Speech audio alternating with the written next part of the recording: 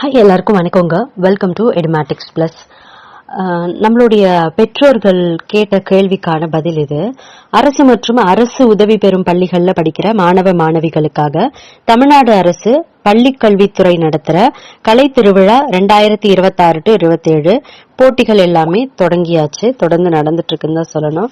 குறிப்பா நம்மளுடைய அந்த செல்ல குட்டிங்க இருக்காங்க இல்லையா, 1ஆம் வகுப்பு 2ஆம் வகுப்பு மாணவர்களுக்கு என்னென்ன போட்டிகள் இருக்கு அப்படிங்கறதெல்லாம் பார்த்திருப்போம். அதுல குறிப்பா அந்த கதை கூறுதல் தமிழ் போட்டி, ஆங்கில போட்டி இருக்கு. சோ எப்படி பேசினா பரிசு வாங்கலாம் அப்படின்னு சொல்லி இந்த வீடியோல முழுசா பார்க்க போறோம். ஏன்னா நிறைய பேர் ஸ்கூல் புக்ல இருக்க கதை தான் சொல்லணுமா இல்ல வேற ஏதாவது கதை சொல்லணுமா அப்படின்னு சொல்லி எல்லாம் கேட்டிருந்தாங்க. சோ ஸ்கிப் பண்ணாம கடைசி வரைக்கும் பாருங்க. A to Z நான் எல்லா டீடைல்ஸும் சொல்லிடுறேன். இப்போ போட்டி விதிகள் மற்றும் கால அளவு முதல்ல தெரிஞ்சுக்கணும். நம்மளுடைய அந்த காட்சி வடிவம் பாத்தீங்கன்னா, திரையில கலை திருவிழா பிரிவு 1 அட்டவணை மற்றும் கதை கூறுதலுக்கான கால அளவு 5 நிமிஷம் அப்படின்னு சொல்லி எழுத்துக்களாகவும் படங்களாகவும் தோன்றும்.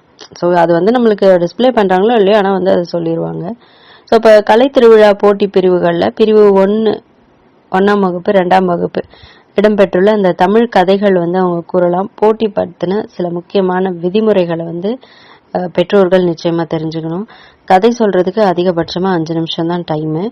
அதுக்குள்ள கதையை பேசி முடிக்கணும். எப்படி இவாலுவேட் பண்ணுவாங்கன்னு பாத்தீங்கன்னா, நடுவர்கள் உங்களுடைய அந்த உச்சரிப்பு, நினைவாற்றல், குரல் வெளிப்பாட்டினுடைய ஆளுமை, அப்புறம் வெளிப்பாட்டினுடைய நயம், இது எல்லாத்தையும் வச்சு அதிக மதிப்பெண்களை வழங்குவாங்க. ஸோ ஆண் பெண் பாகுபாடின்றி அனைவரும் இந்த பொது பெட்டியில பங்கேற்கலாம் அப்படின்னு சொல்லியிருக்காங்க. நம்ம குட்டீஸ் மாவட்ட அளவில் வெற்றி பெற்று சாதனை படைக்க சில எளிமையான டிப்ஸை நான் சொல்றேன், நோட் பண்ணிக்கோங்க. ஃபர்ஸ்ட் சரியான கதையை தேர்வு செஞ்சுக்கணும்.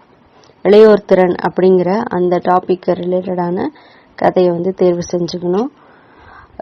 நம்ம செகண்ட் ஸ்டாண்டர்ட் படிக்கிற அந்த பிள்ளைக்கே புரியுற வகையில இருக்கணும், சுவாரஸ்யமாவும் இருக்கணும். கதை சொல்றப்ப சிங்கம் கத்துனா குரலை கம்பீரமாகவும், முயல் பேசுனா மெல்லிய குரல்லையும் பேசி நடித்தல் நடுவர்களை உடனே இருக்கும். அதே போல இந்த உடல் மொழி, அதாவது ஒரு இடத்துல மரம் மாதிரி நிக்காம கதைக்கு தகுந்த சின்ன சின்ன அசைவுகளோட கை கால்களை பயன்படுத்தி பேசணும். தொடக்கத்திலேயே பெரிய வணக்கம் சொல்லி கதையினுடைய தலைப்பை சொல்லிட்டு புன்னகையோடு நீங்க ஆரம்பிக்கணும்.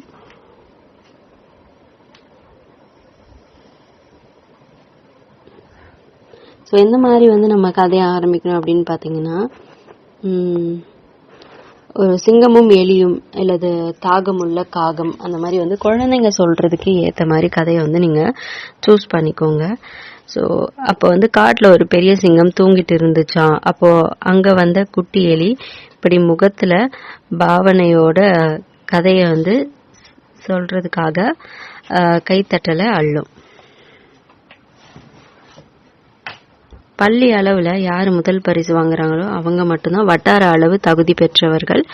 ஸோ அதனால இப்பத்துல இருந்தே உங்க குழந்தைங்களை நல்லா பயிற்சி செய்ய வைங்க. ஸோ இதை பொறுத்த வரைக்கும் நமக்கு வீடியோவோ இல்லை நோட்ஸ் எல்லாம் அவைலபிள் கிடையாது. ஸோ நம்ம எப்படி நடிச்சு காமிக்கிறோமோ அதுதான்.